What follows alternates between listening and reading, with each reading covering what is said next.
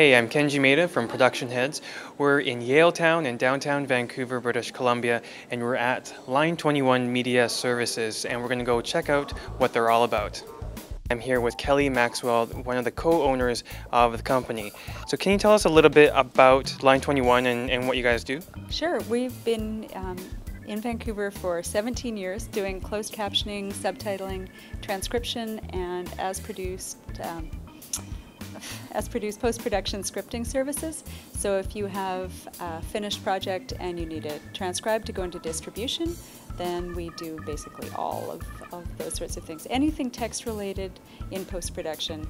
What we do here at Line 21, we do offline captioning, which means that we take the time to go through the footage really carefully and make sure it's looking its best. Like a lot of times you'll see live captioning, and live captioners do a fantastic job, but they only get to see it once. So they do their best job as it's actually going to air, where we get to take as many passes as it takes to get all the vocabulary right, all the hearing correct, and put it on the screen.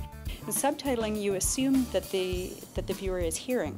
So you want to keep the title synchronized with what's going on screen. You don't include the sound effects and the music cues. So it's quite different, and you don't position them around the screen, so that allows you to have longer subtitles in some cases. Do you guys actually do different languages besides English then? Yeah, we've subtitled, like last week we subtitled in Italian, German, Spanish, French, Japanese, Arabic, and Hebrew, and that was last week. Can you give us an idea of what projects that you have worked on or Line 21 has worked on? Oh, well, we're always proud to work with the National Film Board, with Knowledge Network, with the dramatic series in Vancouver and elsewhere.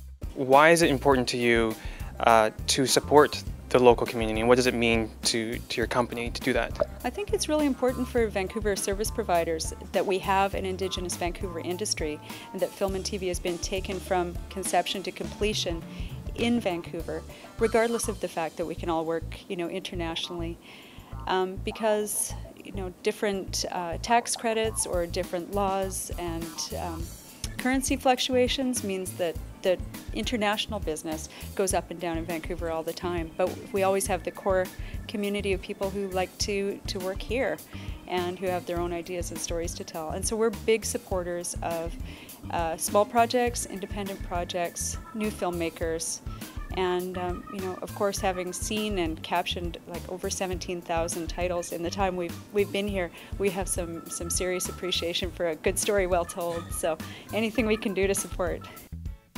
This is where we actually work building the captions. So here we take the transcript, and here's the time codes for each title, and here's the position, and you can see it displaying here. This is an NFB film that we got to work on last week, very proud to work on it, about Harry Jerome.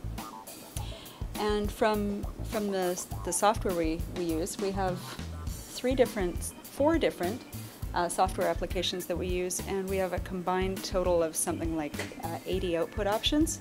So we can output your captions as an encoded QuickTime movie, as an AVID file, as any of the captioning standard files, as a Word document, all kinds of choices.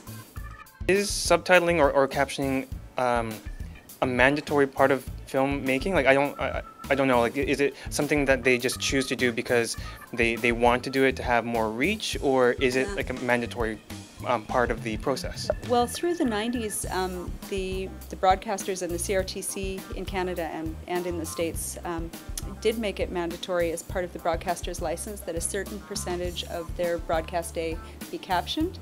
The Americans with Disabilities Act, I think, went through in 1994, and that really paved the way for captioning in Canada, as well as obviously in the States.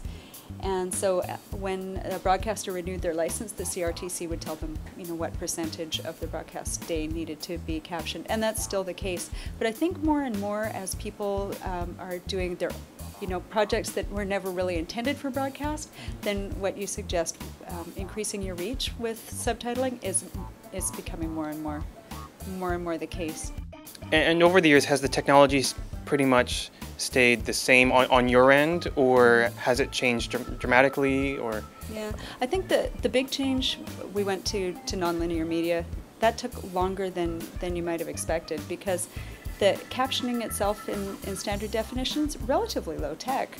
So most of the technology was on the post house side for us, but now we're as clients got to want to deal more with sending us nonlinear media and getting back nonlinear files, the export options have grown tremendously, and subtitling has changed things a lot. Being able to export subtitles in any TrueType font means that now I can subtitle in a language that goes right to left across the screen, and that's changed things a great deal. But I mean, the core of the job is getting the text on screen accurately on time, and that'll never change.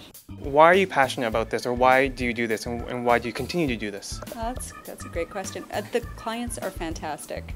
When we started the company, we had experience doing captioning, but we didn't have any client or supplier experience at all. And we just started cold calling and just discovered that this is a city full of fantastic people to work with and to work for.